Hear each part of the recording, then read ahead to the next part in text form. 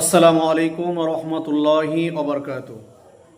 নাহমাদুহু ওয়া নুসাল্লি আলা রাসূলিহিল কারীম, আম্মা বা'দ।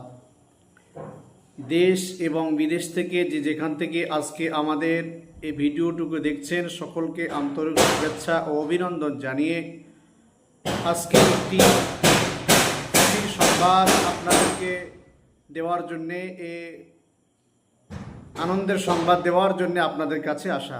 বন্ধুরা, আপনারা দীর্ঘদিন ধরে দেখে আসছেন বাংলাদেশের উপরে শেখ হাসিনা সরকার, জুলুম সরকার যেভাবে মানুষের উপর অত্যাচার করছে, আলেমদেরকে নির্যাতন করে জেলে পড়া, মারধর করা, বেইজ্জতি করা, দেশ ছাড়া।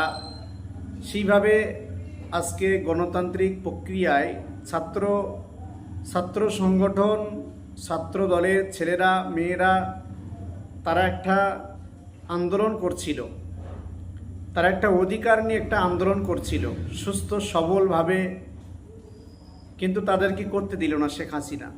অনেক ছেলেদেরকে মেরে ফেললো, ডাইরেক্ট অ্যাকশন, ডাইরেক্ট পুলিশদেরকে নিয়ে গুলি করে তাদেরকে হত্যা করেছে।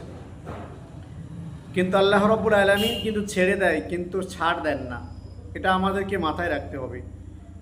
তাই আমরা এই আজকে যে বিষয়টুকু আমরা দেখতে পাচ্ছি বিভিন্ন ইন্টারনেটের মাধ্যমে, ফেসবুকের মাধ্যমে, হোয়াটসঅ্যাপের মাধ্যমে, গ্রুপের মাধ্যমে এটা সব জায়গায় ছড়িয়ে গেছে এবং এটা খুশির খবর সকল মুসলমান জাতির জন্য যে শেখ হাসিনা নিজ থেকে পদত্যাগ করে দেশ ছেড়ে পালিয়েছে। এটা সমস্ত মুসলিম জাতির জন্য একটি সুখবর।